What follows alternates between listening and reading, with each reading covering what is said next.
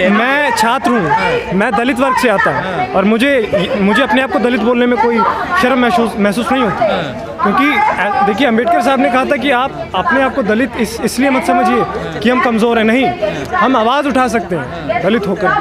हम उन्हें बताएं। आज तो दलितों की आवाज़ दबाई जा रही है ना। आज नहीं, ऐतिहासिक अगर हम विश्लेषण करें तो अब तो और भी ज़्यादा नहीं। आप तो देखिए बाबा साहब ने सारे मौलिक अधिकार दिए, फिर भी आवाज़ दबाई। बाबा साहब ने तो दिए, लेकिन मिले, उन्होंने तो दिए ना हमको, लेकिन वो नहीं रहे। अब उनके बाद का जो क्रियान्वयन रहा है चीज़ों का, वो तो आप मानते हैं जो झुग्गियाँ होती है इनमें ज़्यादातर दलित मजदूर लोग ज़्यादा रहते हैं? कौन रहता है? इसके ऊपर भी राजनीति है, घरों की राजनीति, स्थान की राजनीति, जो एक स्पेस की पॉलिटिक्स होती है, वो भी उनको जानबूझकर वहीं रहने दिया जाता है, वहीं धकेला जाता है, और अब तो वो भी इनसे छीना जा रहा है। और ये सरकारें तो कहती है हम विदेशों में जो दलित हैं जिनके ऊपर शोषण अत्याचार हो रहा है, हम उनको देश लाना चाहते हैं। विदेशों में कौन से दलित आ गए? जैसे पाकिस्तान में है, अफगानिस्तान में है, या अच्छा, बांग्लादेश में। नागरिकता संशोधन। देखिए वो सीधा वही बात आ जाता है कि पहचान पर ही आक्रमण है, कि एक व्यक्ति को, एक समूह विशेष को वो लोग अवेयर होना नहीं देना चाहिए। ये सरकारें दलित विरोधी सरकारें बनी हैं अभी तक। सरकार सिर्फ और सिर्फ इस बात से डरती है कि निचला तबका शिक्षित ना हो। अगर वो कॉलेजेस में आएगा, अगर वो स्कूलों में आएगा, तो वो हमसे सवाल करेगा, और वो ऐसे सवाल करेगा कि हमारे पास उनके जवाब नहीं, तो वो कहाँ से जवाब? उनका समाधान क्या है इन चीज़ों? इनका समाधान है लोकतंत्र को उजागर करना। यहाँ इकट्ठा होते हैं, लोग कहते हैं कि आप ज़मीनी लड़ाई मत करो, टाइम बर्बाद कर रहे हो, ऐसा करो वैसा करो, नहीं। पर आप लोग कहते हैं खासकर दलित की लोकतंत्र पे तो हमला हो रहा है इस देश में, लोकतंत्र को खत्म किया जा रहा है। लोकतंत्र को खत्म नहीं किया जा रहा है, लोकतंत्र ऑलमोस्ट खत्म हो चुका है। कहाँ है लोकतंत्र? न्यायपालिका को कहा जाता है स्वतंत्र है। बिल्किस बानो का जो जजमेंट आया है, उससे तो ये जाहिर नहीं होता कि न्यायपालिका स्वतंत्र। तो आपको लोकतंत्र नहीं लगता? आप अपनी आवाज़ उठा रहे हैं यहाँ खड़े होकर जंतर मंतर पर, यही तो लोकतंत्र। ये जो लोग हैं, लोगों में ये बात, हम उनके दिमाग में ये बात डाल रहे हैं, हम उनके अंदर ये बात ले जा रहे हैं कि ये देश तुम्हारा, ये जो तुम्हारी सराउंडिंग्स है, आसपास की जो चीज़ें हैं, जो संसाधन है, वो सार्वजनिक है, उन पर सभी का हक है। तो सरकारें क्या करती है कि उनको केंद्रित करती है कुछ चंद लोगों के हाथों में, तो सारी सरकारों ने किया ना ये काम। और लोकतंत्र है कहाँ? उन लोगों की तो आसपास ऐसी परिस्थितियाँ बना दी जाती हैं, जैसे धर्म ला दिया जाता है, और रोजगार की जो मूलभूत जो बुनियादी सुविधाएं हैं उन्हें ना देना। 3 चीज़ों के प्रति लड़ाइयाँ होती हैं, रोटी, कपड़ा और मकान। अगर आपको वो ना मिले, मुझे वो ना मिले, तो मैं ऊपर कैसे सोच पाऊँगा?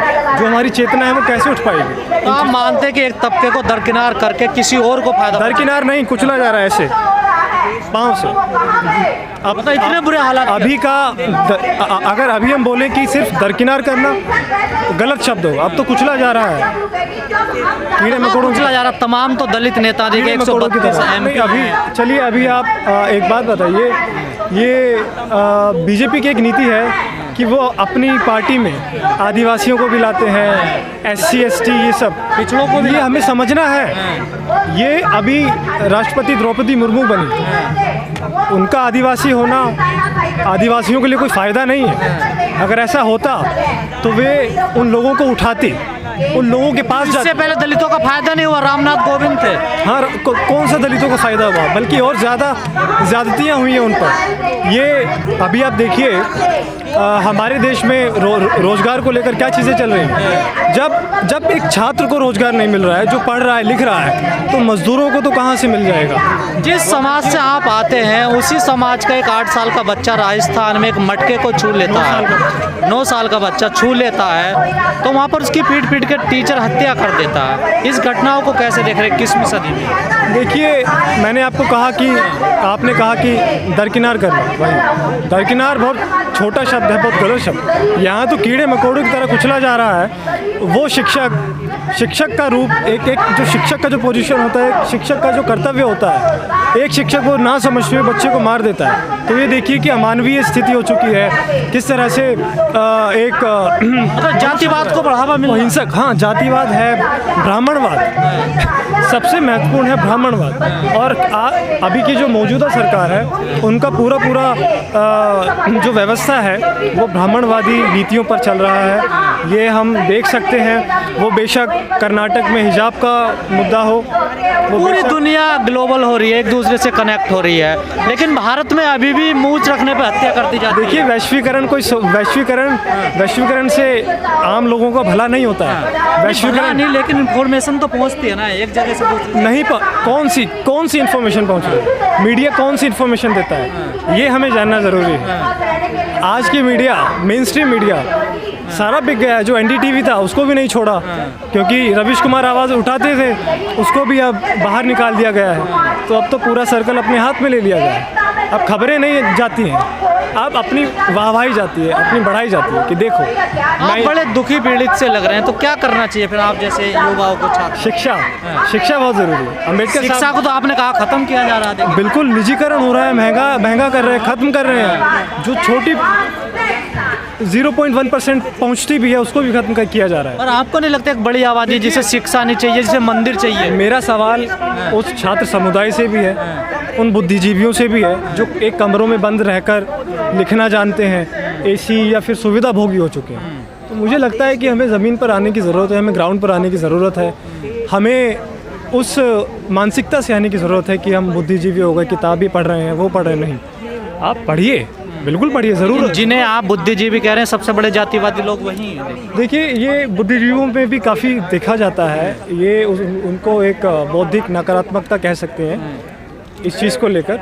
और वो हर एक हमने तमाम घटनाएं, हर एक बात को वो विवाद का रूप देते हैं। विवाद, डिबेट से कोई फ़ायदा नहीं होने वाला है। आप लोगों के बीच में आइए, उन कंधे से कंधा मिलाइए, साथ खड़े रहिए, सर तब काम करिए। आज हजारों लोग बेघर हो गए हैं, जिनके घर तोड़े जा रहे हैं। कहाँ है सिविल सोसाइटी वाले जो लोग आवाज़ उठाते, जो कहाँ है? यही तो क्रिटिसिज्म है जो अंबेडकर ने भी कहा था कि मुझे तो मेरे ही जाति के और मेरे ही समाज के इंटेलेक्चुअल्स ने धोखा दिया, तो मैं दूसरों से क्या संबंध या फिर एक होप कर सकता हूँ किसी से। तो अंबेडकर की बात हम आज भी याद रखते हैं। और हम ये एक पढ़ने का जो ट्रेडिशनल अंदाज है उसको तोड़ना चाहते हैं। जो पारंपरिक तरीका है कि नहीं, स्कूल और कॉलेजेस में जाएं, किताबें पढ़ें, वहाँ से आ जाएं। और एक जो आज की जो शिक्षा है वो डर की शिक्षा है। स्कूलों में डराया जाता है कि तुम आगे नहीं बढ़े तो पीछे रह जाओगे, समाज बहुत आगे जा रहा है, बहुत बढ़ रहा है, कंपटीशन है। ये सब पूंजीवादी एक रूप है शिक्षा का कि कैपिटल की तरफ मोड़ा जा रहा है। उसको करियर को लेकर डराया जाता है एक बच्चे को। और वही बच्चा जिस पानी पर किसी का अधिकार नहीं है, उसी इतना गिर चुका है। ये ब्राह्मणवादी सोच, ये सरकारें, ये नेता लोग, इन्होंने इतना जहर भर दिया है हमारे आसपास की हवा में कि लोग अब एक इंसान, अब एक बच्चे को भी नहीं छोड़ रहे हैं। हमें देखना चाहिए, हमें इसके खिलाफ आवाज़ उठानी, मजबूती से आवाज़ उठानी। इस फांसीवादी बीजेपी सरकार का बुलडोज़र नीति चल रही है, जहाँ पर इस सरकार बुलडोज़र चलाना चाह रही है, वहाँ से लोग एकत्रित होकर आज अपना एक संगठन और एक एकीकरण रूप में आवाज़ उठा रहे हैं डिमोलिशन के खिलाफ, घरों को उजाड़ने के खिलाफ। क्या सरकार ने प्रतीक बना लिया बुलडोजर को? ये सरकार ने इसको प्रतीक बनाया है पूरे देश में दहशत फैलाने के लिए। और जो भी निचला तबका है उसमें डर फैलाने के लिए, उनके दिमागों में डर भरने के लिए, और उनका जीवन जो पहले से ही इतनी मुश्किलों में गुजर रहा है उसको और मुश्किल बनाने के लिए ये एक प्रतीक है।